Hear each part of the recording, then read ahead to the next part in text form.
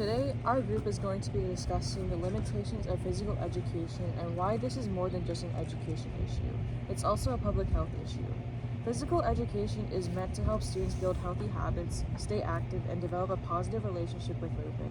However, many schools face challenges like limited funding, rigid curriculum, gaps in teacher preparation, and barriers to inclusion that prevent students from getting the full benefits of PE. As Cole and Cook explain, policies are designed to improve physical education. They often fall short when they're put into practice.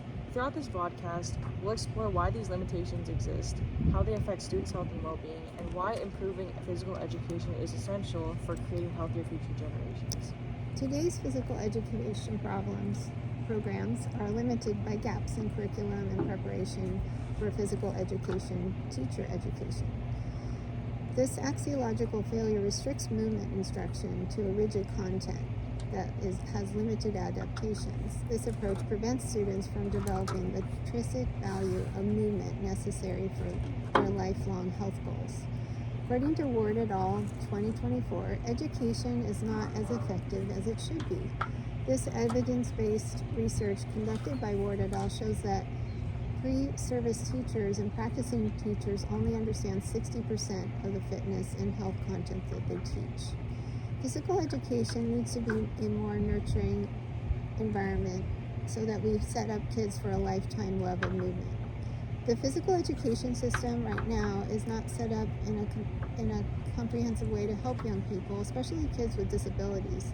Ward et al. Found that many student teachers were placed in an elementary school, but then they never had a chance to work in a high school or middle school. So this means that many teachers who are fully certified but never have a chance to teach in a high school could be a high school PE teacher. So the outline that we're going to discuss is what exactly is limited physical education today? What is limiting physical education? We identified three major issues as a group. First, many schools simply just don't have resources they need. They have budget cuts, they have large class sizes, and they have limited equipment. And that makes it difficult for teachers to provide a meaningful physical activity for every student. The other topic we outlined is curriculum. Curriculum itself needs to be modified. Instead, it should be encouraging students to enjoy movement and develop lifelong healthy habits. Physical education sometimes becomes very repetitive, and it becomes based on some punishment-based exercises like running laps or doing push-ups. These experiences can leave students associating exercise with a frustration or a hyper-competitiveness instead of enjoyment. Then there are the policies that cause restrictions for teachers because they have to keep everybody safe. So they can't actually add creative activities like outdoor activities. Research by Barroso et al. And colleagues found that many teachers recognize that there's value to outdoor learning, but they don't have the resources, there's a liability concern, and then administration restrictions make it difficult to provide those options. These limitations can reduce opportunities to students so that they don't even have an experience where they might be more engaged and have a more meaningful relationship with exercise. And we would like them to have a more holistic and healthy relationship with their physical activity. How is the system failing the kids?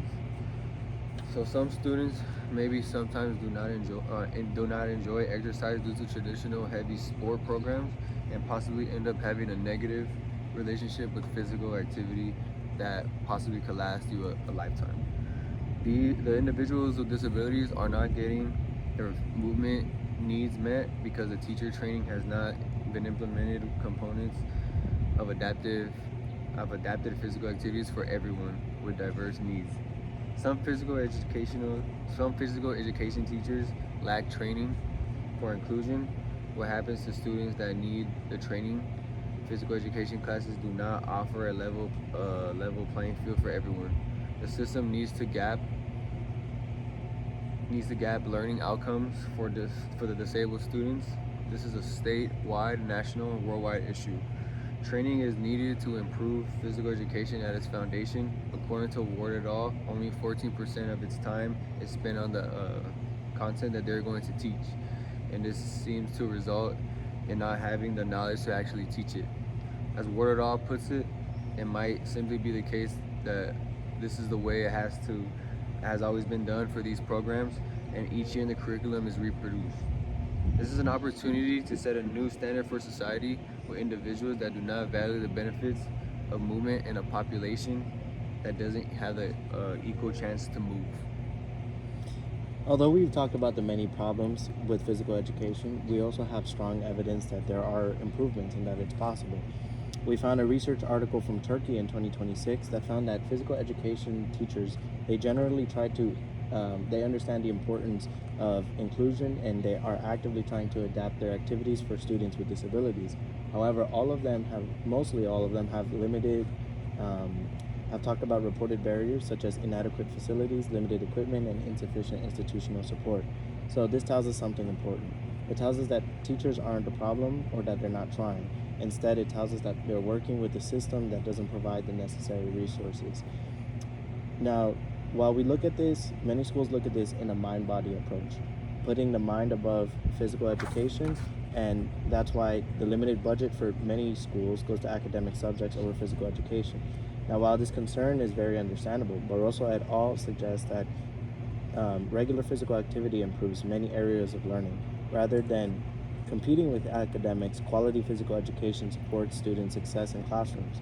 Outdoor activity offers an exceptional opportunity to develop social skills, intra and interpersonal, because of the natural environment induces interaction among people, specifically outdoor activity, which has a positive effect on many different types of health, which is mental health, physical health, and overall well-being.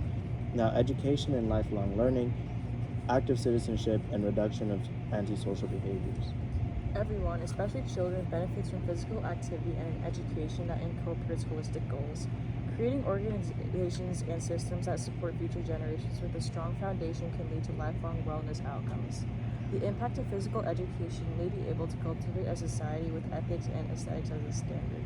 Unfortunately, K-12 students are being taught by educators who have minimal experience, and there is a teacher shortage as well as program closures, low enrollment, and the need for more hands-on teaching curriculum that prepares pedagogy majors to teach. These revisions in kinesiology programs need to implement play and games that engage intrinsic movement and let go of the generic routine of push-ups and laps to fill up time. We want to cultivate a society that embodies health and physical activity and value-based systems that teaches future generations. Thank you. Thank you.